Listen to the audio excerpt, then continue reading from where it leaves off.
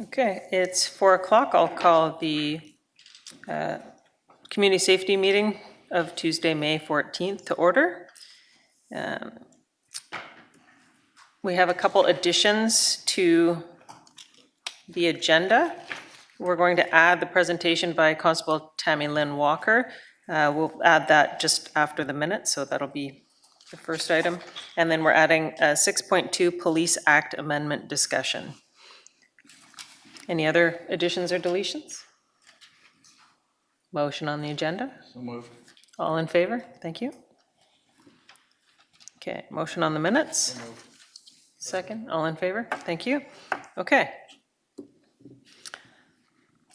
Constable Tammy Lynn Walker, you've got a presentation for us. Chief Superintendent, you have an introduction to make.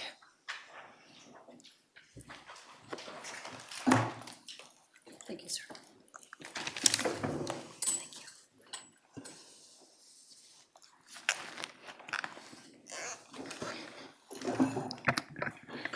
Good afternoon, Madam Chair, Councillors, staff. I know in the previous couple CSC meetings, we have discussed the issue of DARE and one of our drug prevention education programs that the Richmond RCMP members deliver. I know that I was unable to fully answer some of the questions that members of the council had, so I thought it'd be a really good opportunity to have someone who's a subject matter expert, Constable Tammy Walker. She is part of our Richmond RCMP team, working in the youth section, and our DARE coordinator. So she is here today to give a brief presentation to yourself and explain a little bit about the program.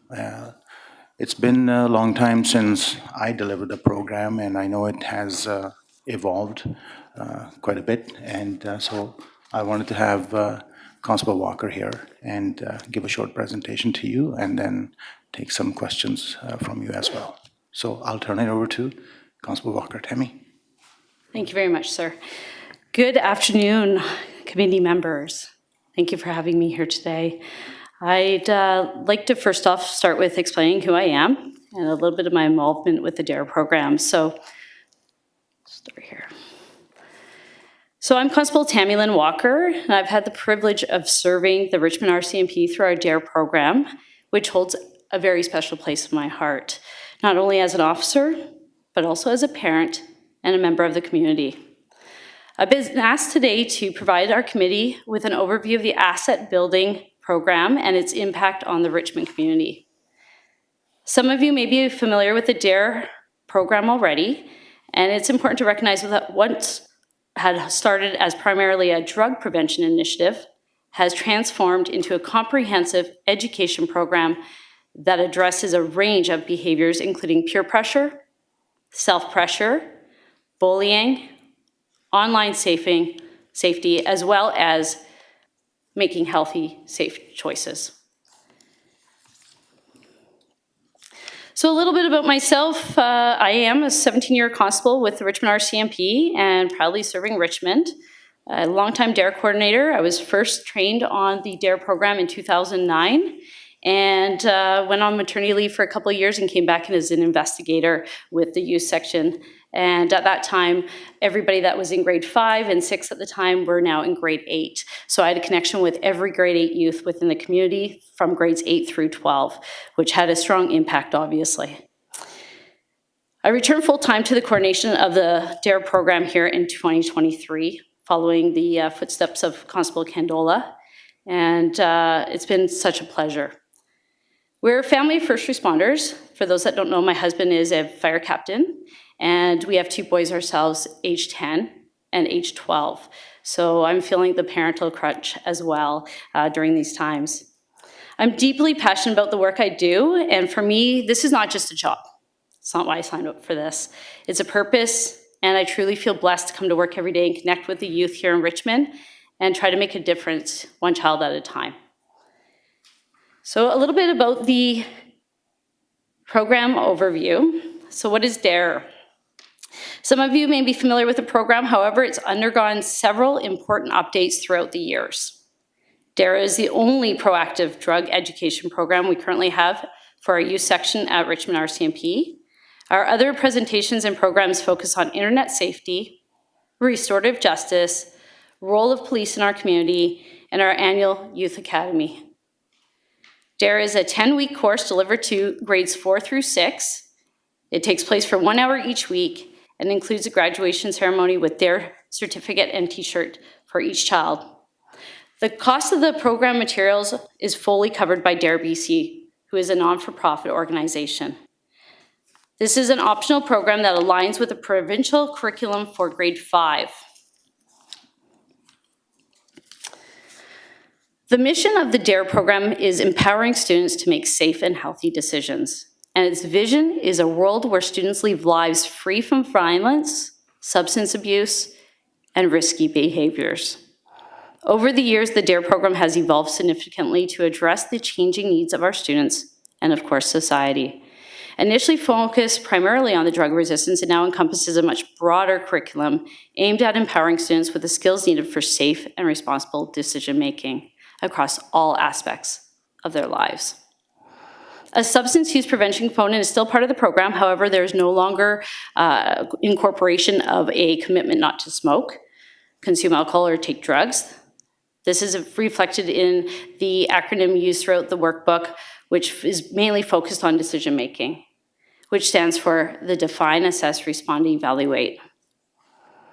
We've integrated contemporary issues such as online safety, bullying, mental health, reflecting our commitment to address the real challenges our youth face today.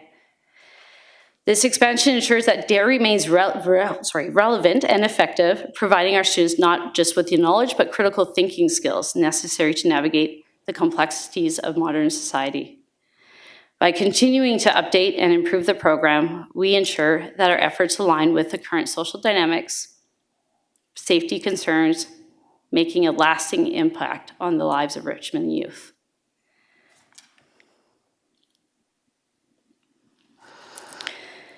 For the 2023 school year, we conducted DARE at 19 schools, 12 of them public, 7 independent schools, including BC Muslim, Cornerstone Christian, Richmond Jewish Day School.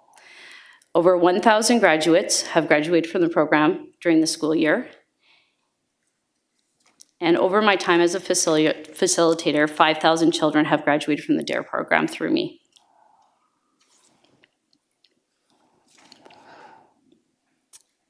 So DARE at its core is about empowering students through building relationships, and it's about connection. So I just want to share a quick little story with you about something that has made a lasting impact on myself, and I think a few people that know about this story. I had one of our vulnerable persons in our community attend their son's DARE graduation. Their son proudly introduced me to their father, as any child would.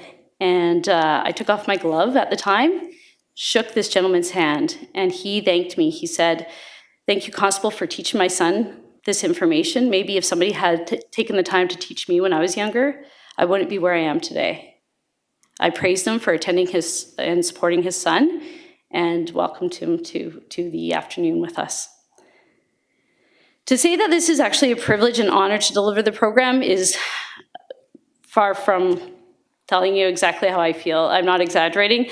I truly feel that I'm consistently connecting with youth. A lot of the children that have gone through this program have built relationships with me that have led to feeling safe, that they can actually talk to me about an incident that's taken place where it becomes a file for us. They just feel that there's that connection and that connection piece. So, the children I get to teach constantly obviously blow us out of the way with their wisdom, thoughtfulness. One of our favorite tools that we use in the classroom is the DARE box, where they can ask anonymous questions. And anything from what's covered as material to me as a police officer, and even me as just another human being. And the questions are also always respectful and encouraging reflection. A couple things up on the screen are a recent DARE grad They provided these wonderful thank yous, as well as impact letters and student testimonials. So with over 1,000 participants annually, the impact of this program is profound. Our vision, I think that skipped ahead, sorry. Let's try that again, nope. Our vision is obviously to extend this work further, and with your continued support, I believe we can enhance and reach the depth, ensuring every child in Richmond benefits from these life-changing lessons.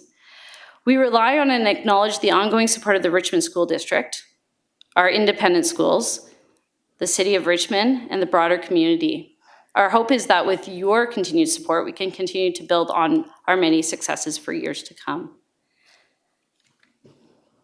Thank you for allowing me the time to share the impact and vision of DARE with you, the work I'm so passionate about and proud of to do every day. I'm happy to answer any questions you may have about the program and discuss how together we can foster a safer, healthier future for our children. Thank you. Thank you. I imagine there's some questions. Councillor Heed? Yes, thank you very much, Constable Walker, and thanks, Chief, for bringing this forward. As you know, we've had some misinformation go out with respect to what we're doing to educate our youth and prevent our youth from going down a negative path, which leads to some of the addictive behaviors we're witnessing on our streets. And I think this message that you've brought here today needs to get out to the broader community so they can understand what is going on, that we are actually working, as Constable Walker has said, with the school district, trying to make sure that we do whatever we can so these kids aren't involved in it.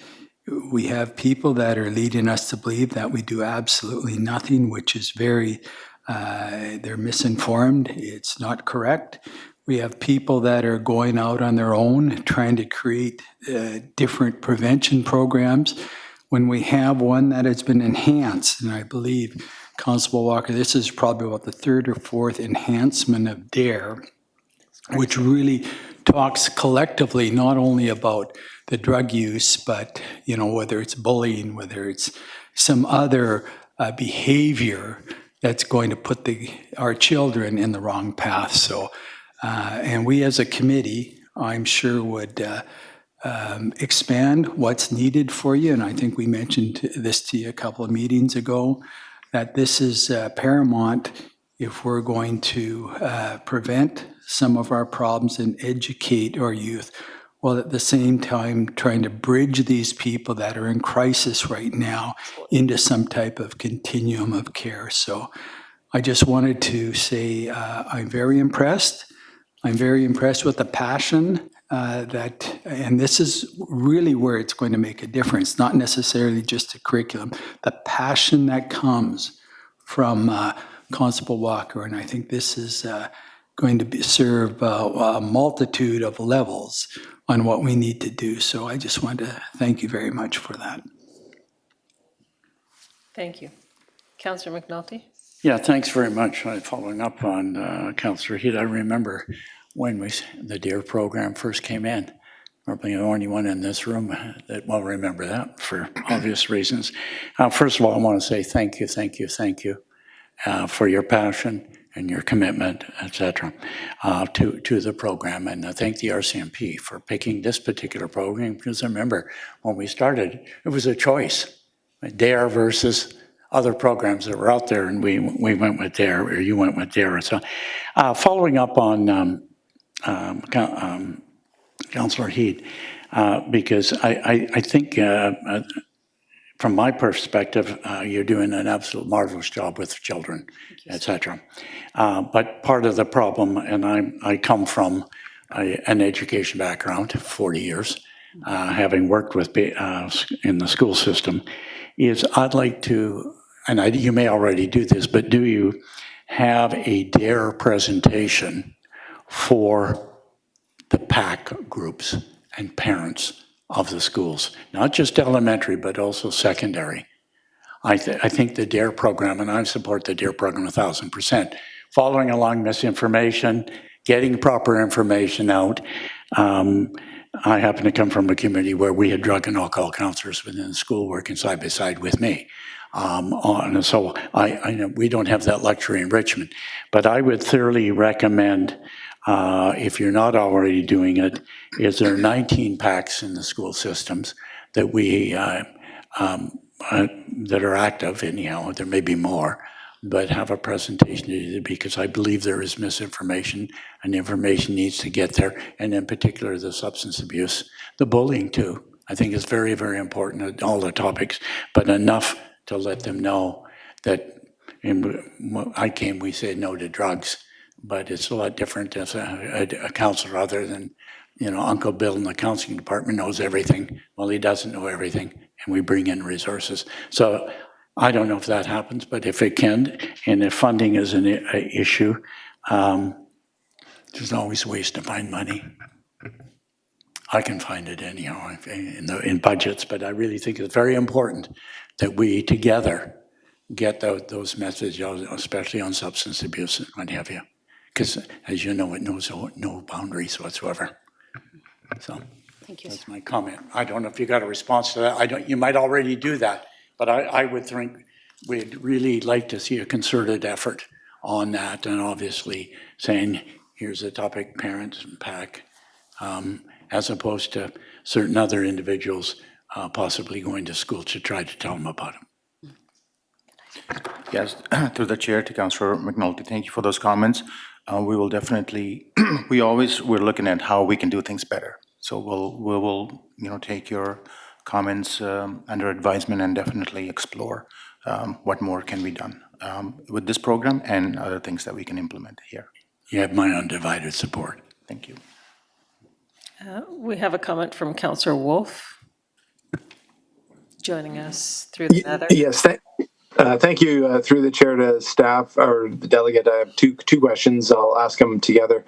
The first one is, how many Richmond RCMP do we have in the youth detachment, or is there an FTE equivalency that you could describe relevant to kind of Constable Walker's position? Is there 5 in that role, kind of thing? And then the second question I have is, Constable Walker probably knows this best more than anyone, and I've heard this question a lot. What program does the Richmond RCMP offer to secondary schools? To the chair to Councillor Worrell, I don't have the precise number of the FTEs assigned to youth section, but maybe I'll turn it over to Constable Walker. But we have a large complement of members who are given the school responsibility. So I'll turn it over to Constable Walker. Thank you, sir. So through the chain to Councillor, just to answer your question, I'm part of a very strong unit, actually. There's a reason that I've been in that unit for a very long time to begin with. I like to be boots on the ground, so to speak. So I just want to, I could promote, but right now I'm looking at just being part of the team and being out there in the schools. We do have 2 corporals for that position, and we also have 7 members right now. Through those 7 members, we have a full-time Yankee 30 car, which consists of our youth probation as well as our MCFD worker that goes out with our member on a regular basis to check on our vulnerable youth within the city of Richmond.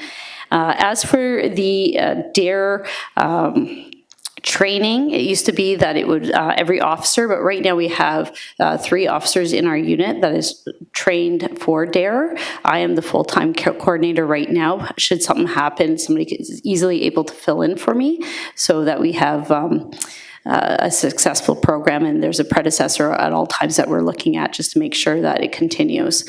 Have I answered your question? Yes, just the second one was about the secondary school offerings. Right. Yeah. Right, and thank you for bringing that up, because I've recently been asked that question by a PEC committee as well. Now, the DARE program as a whole does have a secondary program to it, but you have to understand that we are working with our partner, the School District of Richmond, and we need to have the availability of us to be able to come in and have those conversations. Now, at any time that the secondary schools, I am familiar with every school administrator in Richmond, and I have a relationship with every single one. Now, should they ask me or any of my teammates for any type of proactive presentation, we make ourselves readily available, and in fact, as such, would be happy to give a presentation. In fact, DARE in 2023, fall of 2023, just came out with an updated curriculum surrounding fentanyl use and the use of fentanyl and the opioid crisis that we're dealing with right now. Now, that comes with a small elementary curriculum. Does it fit our elementary needs? Well, you know, I do get questions from children about meth because they've watched a TV show that involves it and their parents are letting them watch it. I get questions like that quite often, but most of the time we're very gentle when we're discussing things, but we're talking about decision making and pushing that home. Now, we do have a secondary curriculum for fentanyl use, and also one to talk to parents about as well, and it basically gives the nuts and bolts of what it is, and also the importance of, you know, making good choices.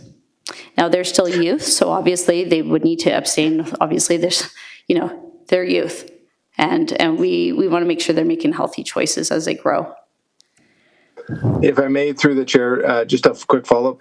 How many high schools were participant in that secondary program in the last year?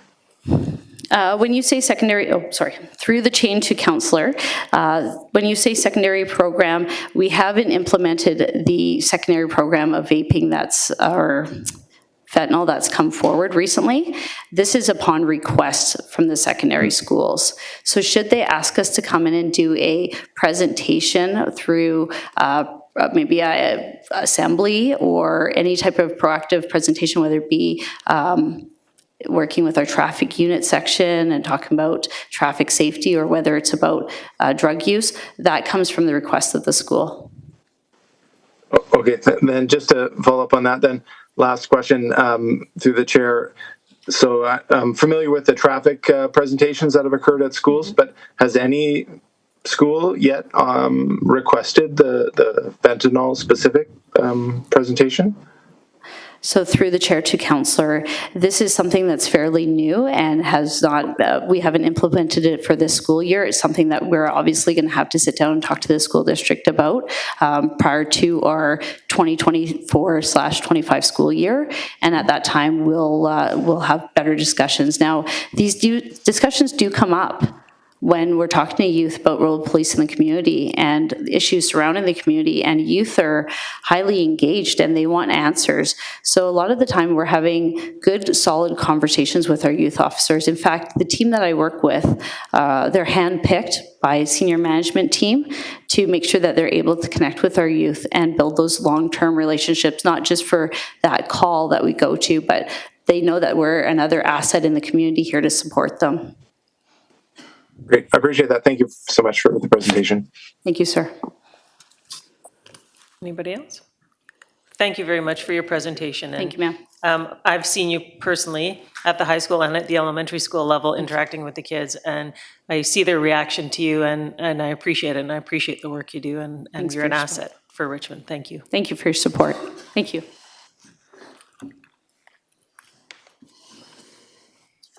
Now on to some fun stuff. Item number 1, Community Bylaws Monthly Activity Report, March 2024.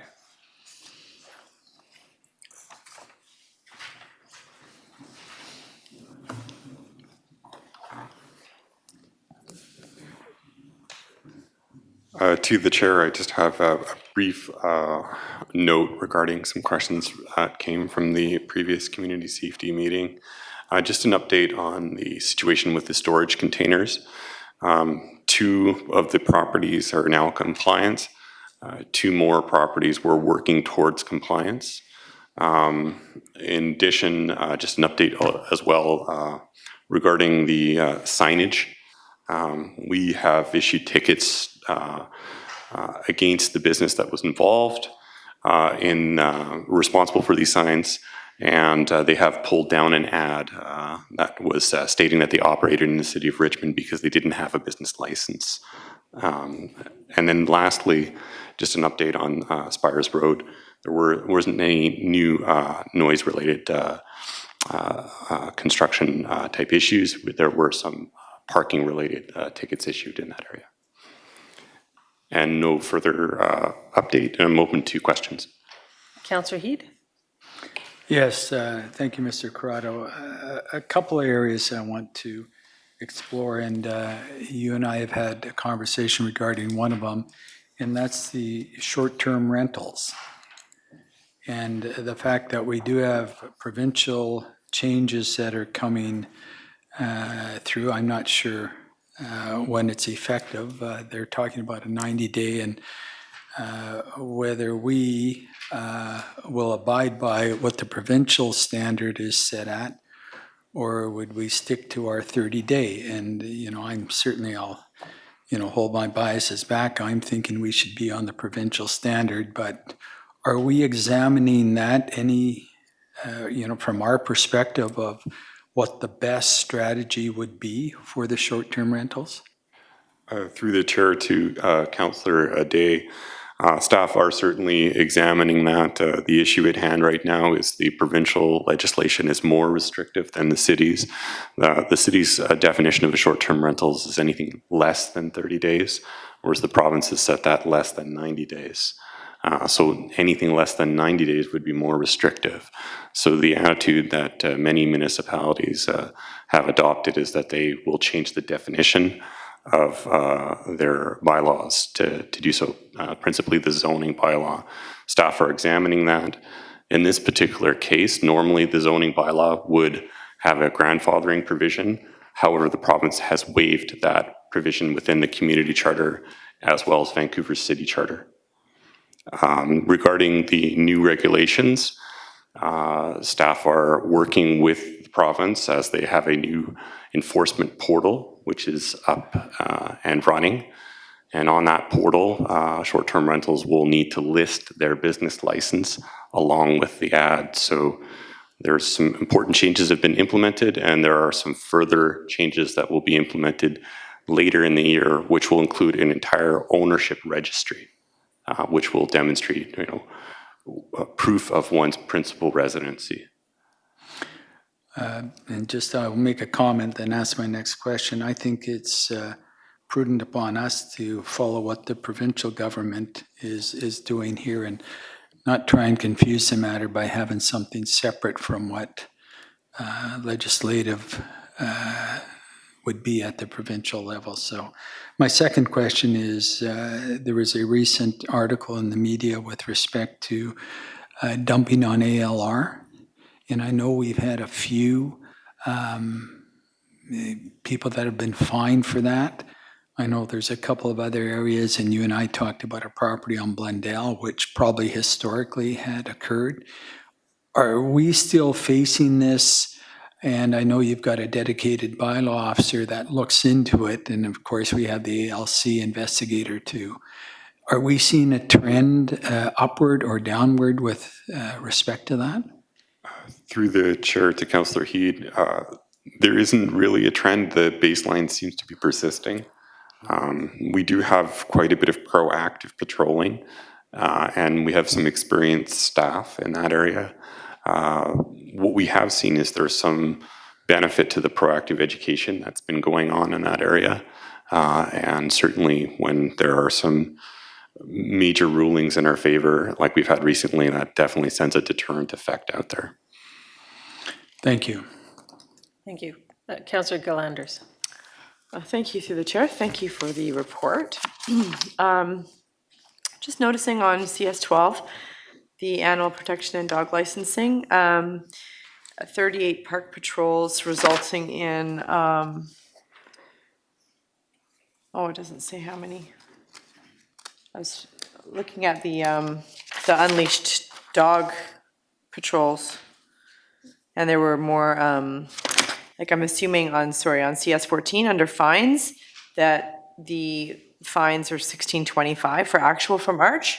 Is that things like the unleashed dogs and whatnot, other types of dog fines like that? Through the chair to Councillor Galanders, yes, there were 38 park patrols that were conducted by the SPCA animal control officers, and that resulted in, along with other patrols, I might add, that resulted into 13 tickets that were handed out, and those were predominantly for dogs off leash. And is this a routine patrol, or was it sort of in response to some of the complaints we've been getting, like letters saying there's been an increase in unleashed dogs, and you kind of stepped it up? And Through the chair to Councillor Galanders, certainly this is one of the key areas where these animal control officers will proactively patrol.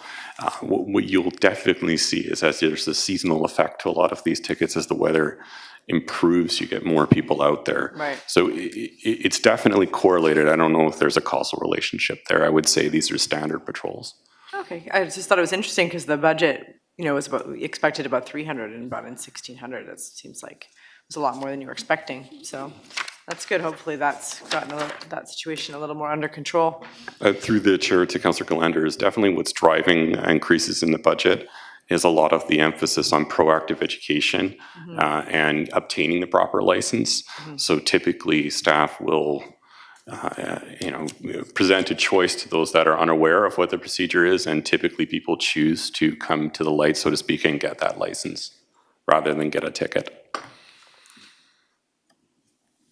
Thank you. Councillor Wolf has a question. Yes, thank you very much. Through the chair to staff, just two quick ones, I think. The first one's around soil activity. I saw there was 3 properties added to the stop work orders, soil removal orders, and all 3 of those properties are quite significant in size and ALR. One on Burroughs, one on Blundell, one on Five Road. And is there anything at this time of year observant members of the public should be looking out for? Because I know there's a lot of road work, a lot of extra trucks dropping soil and gravel around for the right purpose. But is there anything that we should be aware of that's a trend or anything?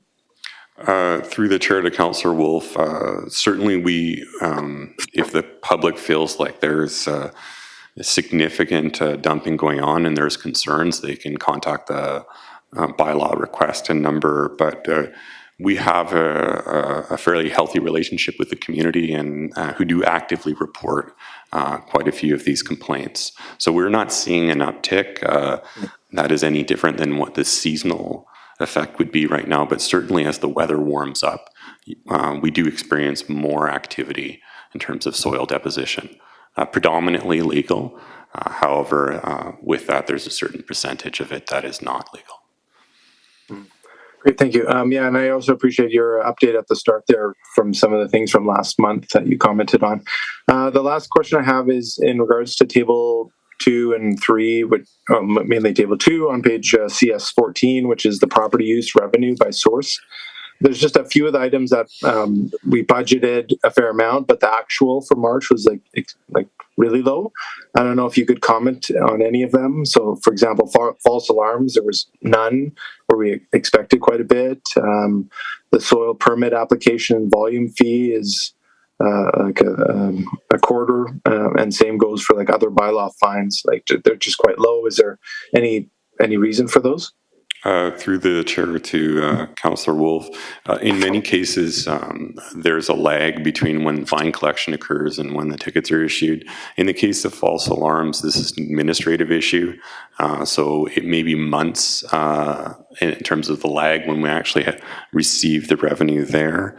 In terms of soil volume, we have seen a decline in the activity of soil permits, but there is, in future reports, you'll see a slight uptick.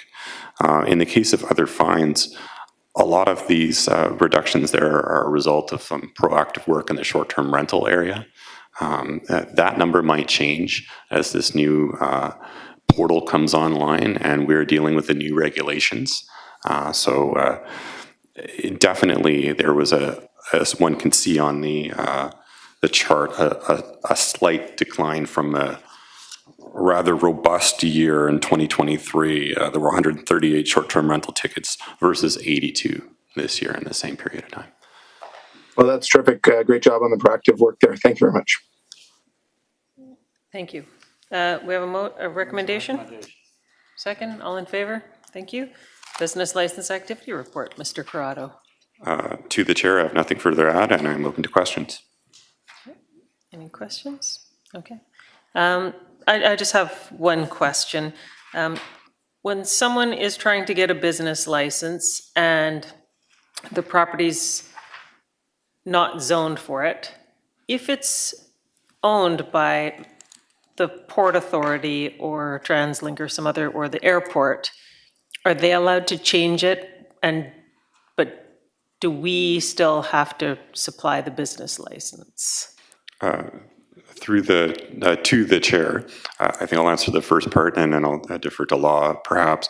My understanding is that business license bylaws do apply to federally owned land. There are certain instances where there are bylaws that impact land use, where Section 14 of the Interpretation Act may create some ambiguity. But when it comes to business licensing, these businesses must apply for a license, even if it is federal land or provincial ground. Okay, and if it's not zoned appropriately, then the owner of the land has to go through the zoning. Whether or not we can deny it from that organization is a different issue, but the business license still has to match what's going on there. Is that? To the chair, that is my understanding, but I would defer to law if there is any ambiguity there.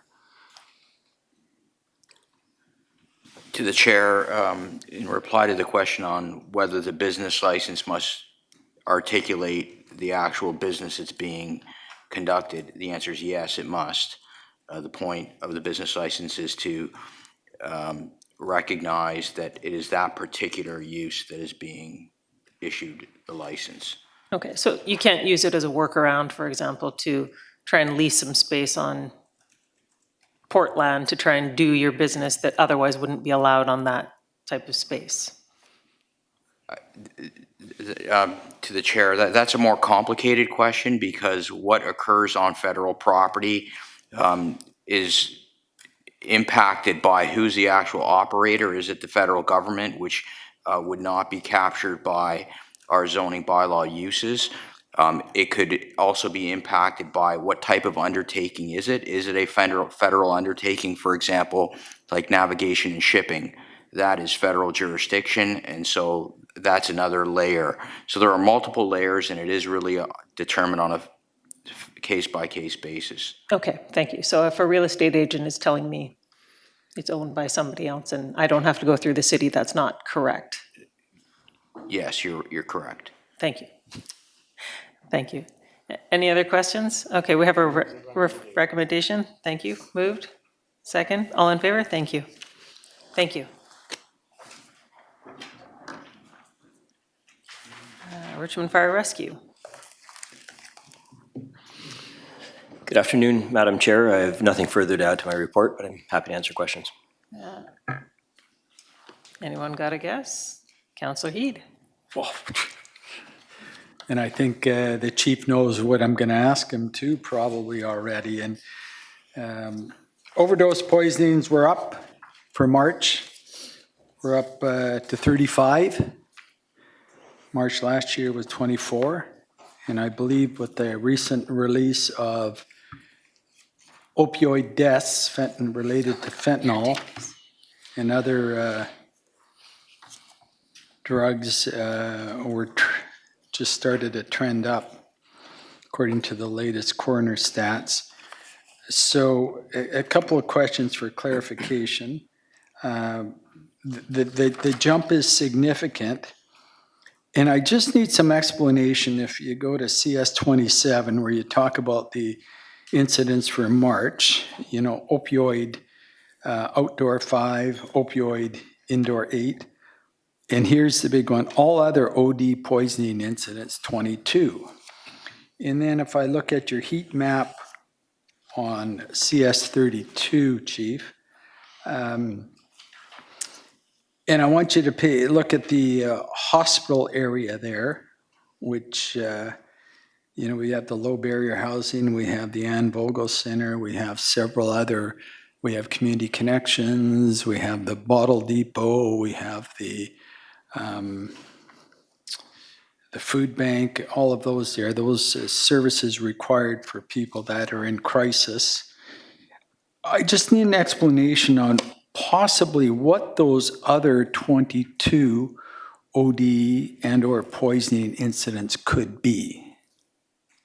Certainly, through the chair to Councillor Heed, in our records management system, the all other OD/poisoning incidents is a capture for alcohol, accidental or intentional prescription overdoses. Sometimes there's poisonings from household cleaning products, those kind of things.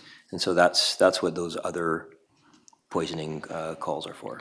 So when I look at that, and that's significant, 22, but again, on the heat map in that particular area, I just want to get it in my mind that we don't have some of our people that have that acute drug addiction possibly trying something else, which is poisoning them beyond their opioid/fentanyl use.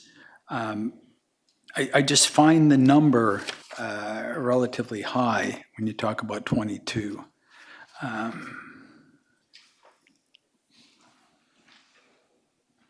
Is that something we could get from Coastal Health or we could get from EHS? Yeah, through the chair to Councillor Heed, I can certainly take a deeper look into our RMS. Our crews on scene often are not aware of the, let's say, the reason for the poisoning itself. They simply react to how the patient is presenting.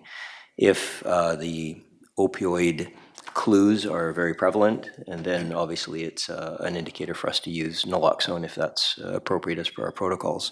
For the other overdoses, I can certainly look through our RMS and see if any of those notes were captured by our crews on scene. I'll use the prescription accidental or intentional overdose. Rarely would we record something like that. Normally we're deeply involved in the patient management, more so than looking at the reason. As far as whether the coroner would have that information or not, I can't say if those 22 poisonings resulted in death or not, because by the time we turn that patient over to the ambulance service, they go to the hospital. By and large, that's where the death is called, not so much on the scene. Could some of the opioid poisoning be caught up in that 22? We just didn't have those prevalent, factors that confirm that it was opioid. Is that a possibility? Through the chair to Councillor Heed, I have to admit it could be a possibility. I can't rule that out.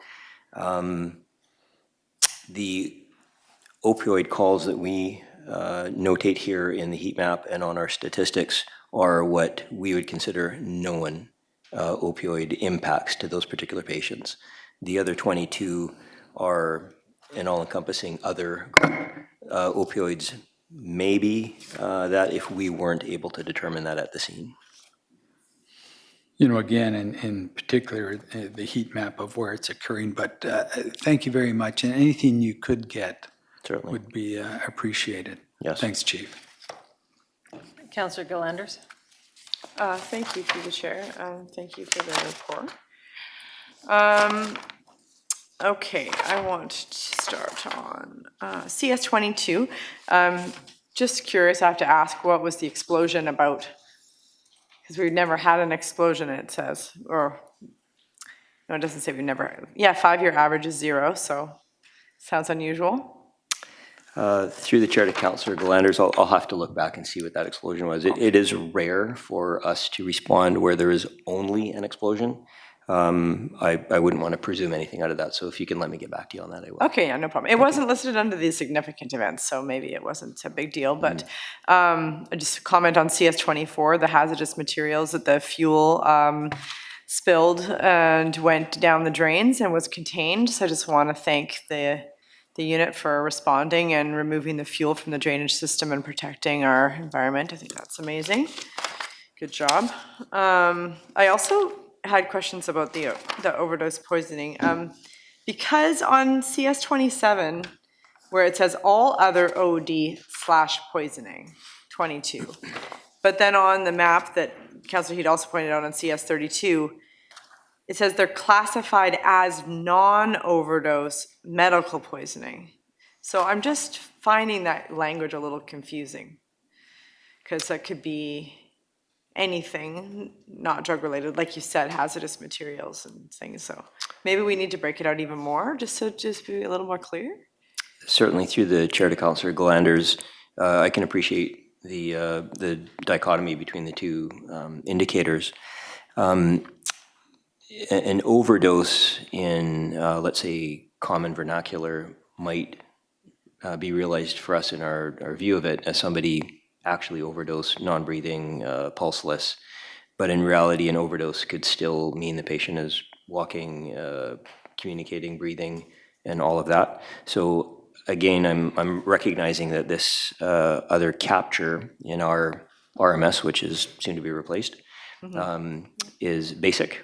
And so I can certainly look back on that and delineate that much further. Yeah, that'd be great. Yeah, I haven't noticed that before, and I can't say offhand what the normal monthly outdoor and indoor opioid overdoses have been. I thought the numbers were normally a little higher than 8 and 5, so I was actually thinking that those were trending downwards. But then the big jump of the 22, because I don't recall that line being there or being significant ever before. So yeah, some more information on that would be good. And I apologize if Councillor Heed asked this already, because I did hear you talking about naloxone, but I don't think I heard your question. But if there are 13 calls to opioid overdoses that you the department had to respond to, how does naloxone only get used once? Through the chair to Councillor Glanders, whether we administer naloxone or not on the scene depends on a variety of factors. How the patient is presenting, whether they're conscious or not, whether they are breathing or not. If we can determine beyond a reasonable doubt that an opioid was the trigger for that patient outcome, often we'll arrive at a call that is clearly an opioid call for service, and the patient is upright and walking. And so the drug at that point in our presence isn't impacting them enough for us to use naloxone. So the naloxone is not an absolute at every call that we attend. Yeah, okay, thanks. Thank you. We have Councillor Wolf online. Yes, thank you very much. Through the chair to Fire Chief. I'll first follow up on the Councillor Glanders asked about the significant event on page CS 24, the hazardous material on Boundary Road. I'm very familiar with Boundary Road, and the only place I think that has a lot of diesel fuel is probably the Hamilton Transit Center. So I'm assuming that's where the leak was, and the river is very close to that facility. It's just to the north of it. Is the Richmond Fire Rescue able to work with them to prevent any future major diesel fuel leaks? Through the chair to Councillor Wolf, as part of the city's spill response plan, there are follow-up mechanisms in place that either through the environmental folks that are staff or other units within the city will certainly follow up on that. Great, thank you. Under emergency programs on page CS 21 in our report, it mentions that you were part of a joint municipality multi-hazard function exercise in Squamish, Lillooet. That sounds fascinating, because for sure if Richmond were to have a hazard, it would likely be accompanied by multiple hazards. So that seems like a valuable participation event for you and your team. Further down on that list of programs, it mentions a tabletop exercise that a local large industrial facility held. I'm very familiar in my classroom at simulating earthquake devices and stuff. Are you able to share which location is the industrial facility that is being proactive and preparing in this way? Through the chair to Councillor Wolf, we we have relationships with a lot of our large industrial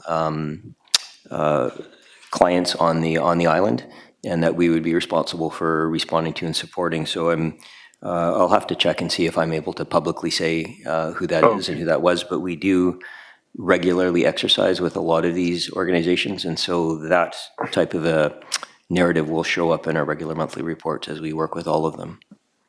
Terrific. Yeah, that caught my eye this time. I don't remember seeing a simulated earthquake drill, but yeah, I think more should be doing that. So it'd be great if you could share it publicly and others could catch on and do the same. My last question through the chair to Fire Chief. I've noticed in the last week along number 7 road, there's been a number of fire hydrants added along the west side of 7 road, north of Cambie Road, all the way to River. And I'm just curious, is that meeting like the standard distance between hydrants? Because I'm seeing a lot of hydrants in very short distance from each other. Is it like when we install new fire hydrants, they're all to a new distance standard? Or are you able to comment at all on that? Through the chair to Councillor Wolf, thank you for the heads up. I can certainly take a look at that. The installation of fire hydrants is based on a number of factors: the zoning, the usage of the land, the travel distance for our apparatus to arrive on scene, the specific hazards that are going to be managed within the properties, the structure, the building types of the properties themselves. It may appear that there are more hydrants there now than there were before. There could be a number of factors why that is. It looks different now. Okay, I appreciate that. Thank you very much. Thank you. Okay, we have a recommendation. Second, all in favor? Thank you. And Fire Chief briefing. I have no further update for you today. Thank you. Okay, thank you. Thank you.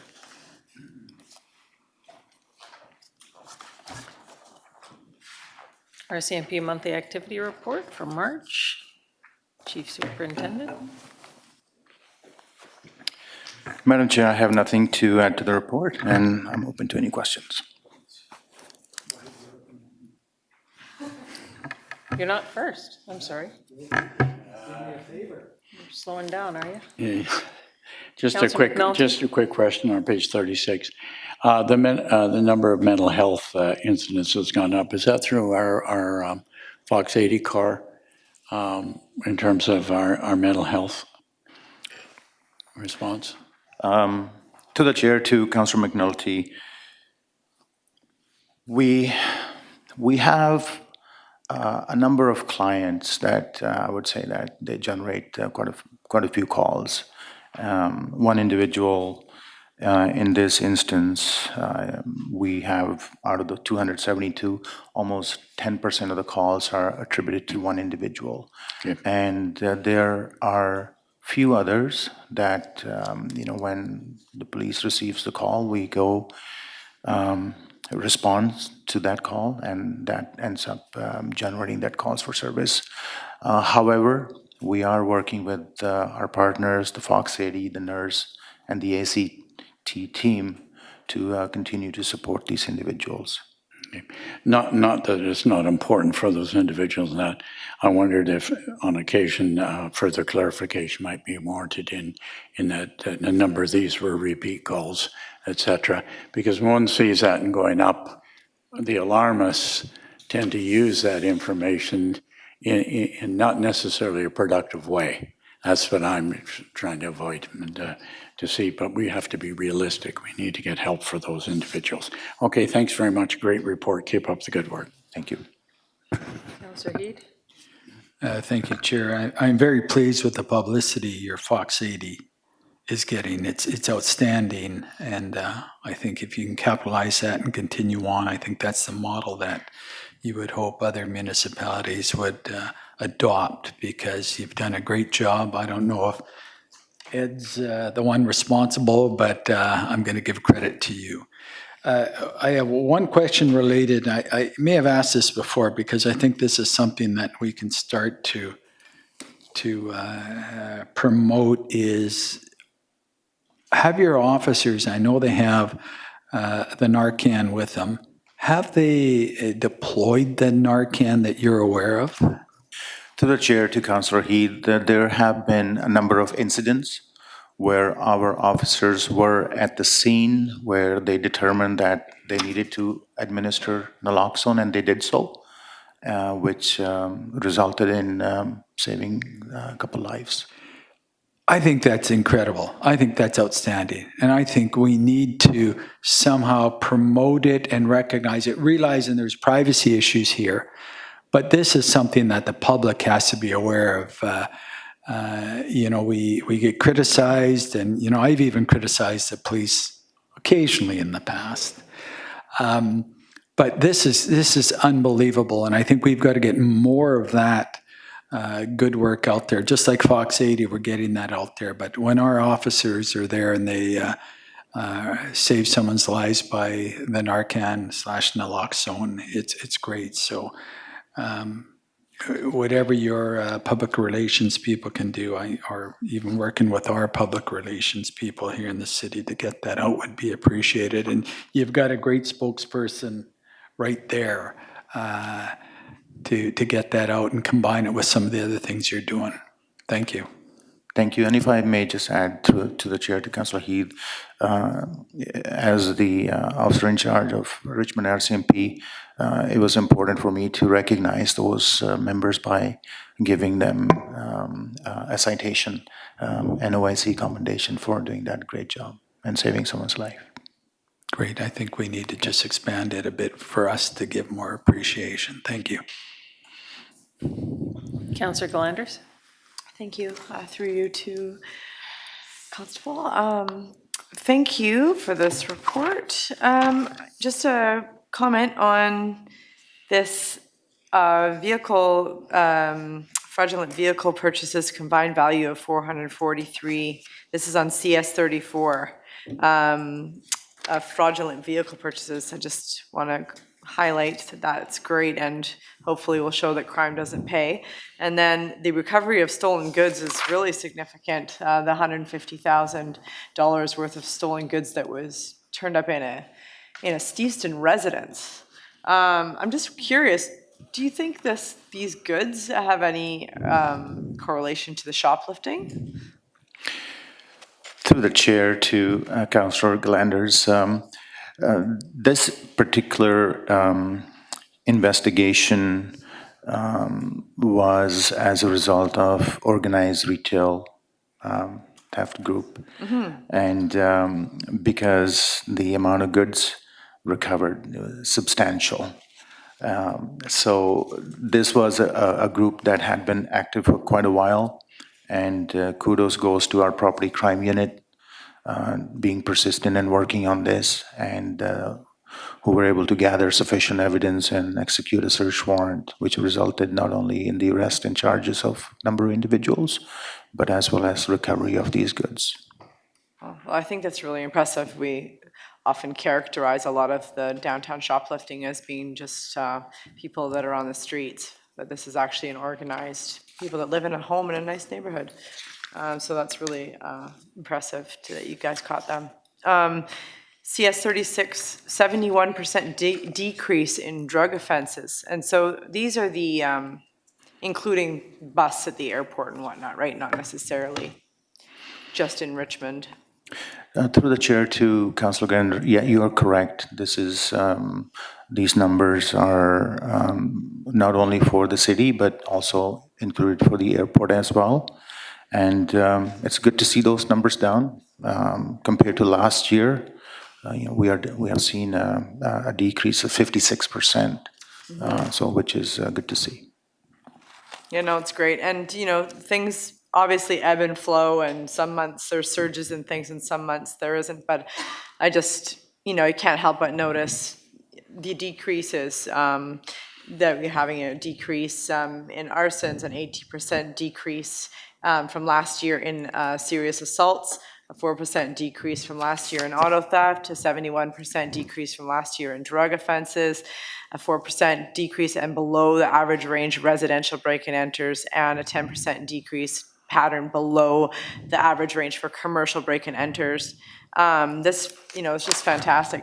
Some people make it sound like our city is riddled with crime and that it's all disorderly and druggies everywhere. And these statistics show that we're actually safe and moving in the right direction. And good job. Thank you. Thank you, and if I just may add through the chair to Councilor Galanders, and my focus being shoplifting and retail theft. We are seeing an increase on those numbers because of the factors that I have indicated previously in these meetings, but it's also as a result of our increased efforts as well. We are encouraging the businesses to report shoplifting to us, our bike patrols, our boost and bust operations. So there's a lot more going on, and the businesses that is generating more calls to the police. So that's what we're seeing. So it's kind of a double-edged sword. It looks like the property crime is going up, but that's also as a result of the good work that our members are doing. We want to make sure that we remain engaged with our business owners, retailers, not only in assisting them in target hardening their businesses, locking up high-priced, high-valued items, and taking other precautionary measures, but at the same time conducting enforcement operations. Thank you. Thank you. We have a recommendation. Second. All in favor? Thank you. RCMP OIC briefing. Anything to add? Madam Chair, I have nothing this week. Okay, thank you. Thank you. And item 6.2, Police Act Amendment discussion. Councillor Heed, you wanted to maybe call someone down? Yes. Be the next contestant? I'm not sure who, and I know our solicitor is aware of this, is we received a memorandum dated May 3rd from Ms. Linda Ching regarding Police Amendment Act. And the Amendment Act was introduced in April in response to the recommendations from the special committee report where it was reviewing not only the police complaints process, but some of the other findings to reforming the Police Act. It received royal assent on April 25th, and our understanding is the key amendments to the Police Act include updating the definition of a provincial police force to provincial police service to better reflect the evolving nature and relationship between the police and the public. What's important to us is Section 30.3 sub 2 of the Police Act authorizes councils of municipalities with more than 5,000 population, such as the City of Richmond, may appoint safety officers for specified periods and duties. Safety officers are individuals with prescribed qualifications to provide enforcement duties authorized through an upcoming provincial regulation. So we're waiting for the regs to come out. Who knows if that's going to come out before the election, but this is something that we kind of talked about almost a year ago when we started moving our bylaw officers and recognizing them as peace officers thanks to our law department's work that was done. And we managed to make the changes there. And I just think we should, if we can, get some additional information on this, because this may be the opportunity to look at another classification of our protective services of our bylaw officers. So we would have, and I'll just give you an example, a level of bylaw officers that would just be doing, for example, the parking enforcement and some of the other things there related to just the city bylaws that they're doing now. But we may have another level, a higher level of someone that has qualification, that has training with respect to how we want to deliver some type of protective service. And what that is remains to be seen, whether they're going to be given some traffic enforcement duties, whether they're going to give some extraordinary other powers, not necessarily taking over what the RCMP are contracted to do. But I think we've got to engage in this discussion early and understand it. So if there's an opportunity to create this type, whether it's a community safety officer, whatever we're going to call it, of a level within our bylaw section. I've had a conversation with Mr. Corrado with respect to this. So I'm just wondering if we could get some additional information and maybe have some further conversation with Mr. Corrado and Tony, our legislative services. And of course, Cecilia.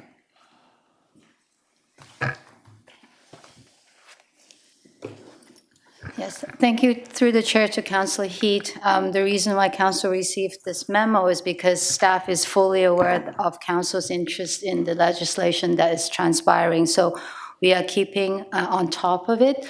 As you have explained, right now the details are very sketchy. We don't know what the duties that the province will let these officers have, what types of training. This is under the purview of council, so it will be city portion and what they can do, whether they can even do traffic stuff or anything. So we don't have a lot that we can tell you at this point until there's more to tell you. But rest assured that we are keeping our eyes on it all the time, tracking this. Through the chair to Councillor Heat, and staff are also trying the best they can to reach out through various provincial bodies of bylaw enforcement managers and directors to see if there's any more information. Also trying to engage through the BCM to see if there's more information as well.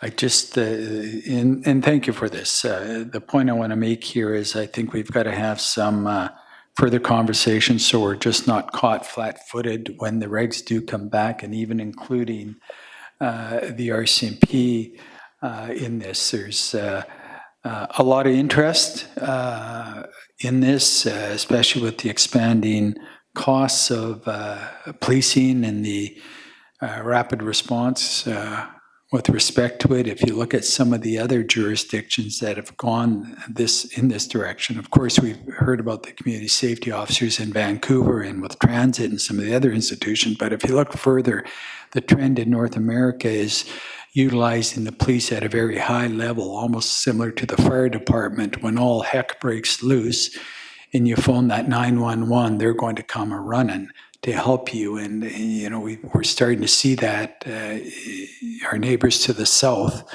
of that happening, and then creating another level of protective services in order to deal with some of the low-level incidents that do occur. And I think and I know Mr. Corrado's background and his education and his research, and I know he has access to some of that research. I just think that if we start to look into it and start to have a sense of what may happen, and I'm sure with some of the contacts over in Victoria, you can get some work that can prepare us to be better suited to take advantage of this when it happens. Through the chair to Councillor Heat, staff will definitely maintain those lines of communication with our counterparts throughout the province. And to build on what you're saying, I think you've got a great idea. I know that, you know, we've definitely done things in the last few years to increase the number of firefighters that we have there, number of police officers we have, to adjust what bylaw officers are allowed to do, that sort of thing. You know, we're just in the process of hiring some outreach workers, whether they need some peace officer status as well to be able to have any more power or capacity in their role when they're out in the public doing what they're doing. That remains to be seen as well. And maybe we need to look at it more from what are our needs. So our needs are looking at road safety, vulnerable people, organized crime and property crime were some of what the RCMP had determined were the priorities in conjunction with council. We also have other priorities too, making sure that, you know, people park their car for the right amount of time, et cetera, that kind of stuff. So within the range of our needs, I think maybe there's an opportunity for the needs to flesh out what roles we're trying to fill versus the other way around, if you will. So we're not trying to slot people into those, we're trying to figure out what our needs are and then how those could be served by the possibilities that are coming forward. I just think if we have more of a comprehensive puzzle to put the pieces together, as you've alluded to, exactly right. You know, what do we want out of this? So, yes, I agree. It just puts context around it Yeah. a little bit. Through the chair, staff will continue to monitor because a lot of it is provincial legislation that give us power to do things. So this is why we're watching this so keenly. We also have membership on the local government contract management committee that is sort of the body that the province consult with first. So we are on all fronts, we are watching this. Okay, thank you. All right, we don't need a referral for this, we can just, Not at this point in time, thank you. okay, thank you. Any managers' reports this afternoon? None. Okay, could we have a move adjournment? Okay, we have a closed meeting.